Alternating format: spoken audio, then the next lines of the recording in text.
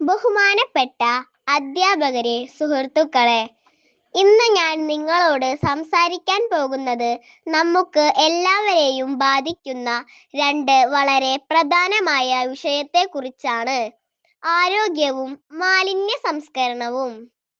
നാം ഇവ രണ്ടും സ്വതന്ത്രമായിട്ടുള്ള പ്രക്രിയയായി വിചാരിക്കുന്നുണ്ടാകാം.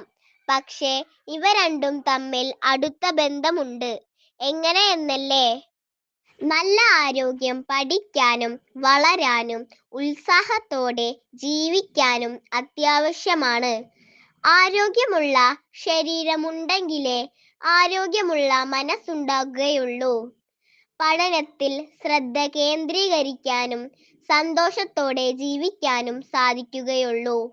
എന്നാൽ ആരോഗ്യ പ്രശ്നങ്ങൾ ഉണ്ടെങ്കിൽ പഠനത്തോടുള്ള വെറുപ്പ്, മടി, പ്രവർത്തനക്ഷമതയിൽ കുറവ്, ദീർഘകാല പ്രത്യാഘാതങ്ങൾ തുടങ്ങിയവ ഉണ്ടാകാം. നമ്മളിൽ കൂടുതൽ പേരും ഫാസ്റ്റ് ഫുഡും ജങ്ക് ഫുഡും ഇഷ്ടപ്പെടുന്നവരാണ്.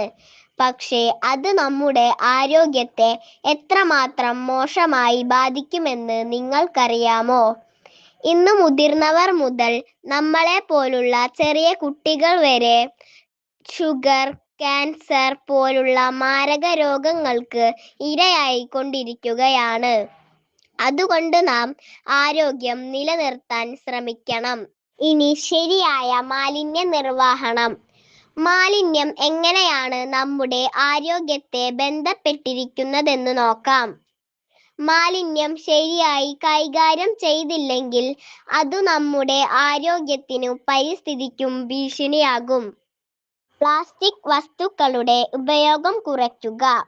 ബാഗുകൾ, കുപ്പികൾ, പേപ്പർ എന്നിവ പോലുള്ളവ വീണ്ടും പുനരുപയോഗപ്പെടുത്തി ഉപയോഗിക്കാൻ ശ്രമിക്കുക.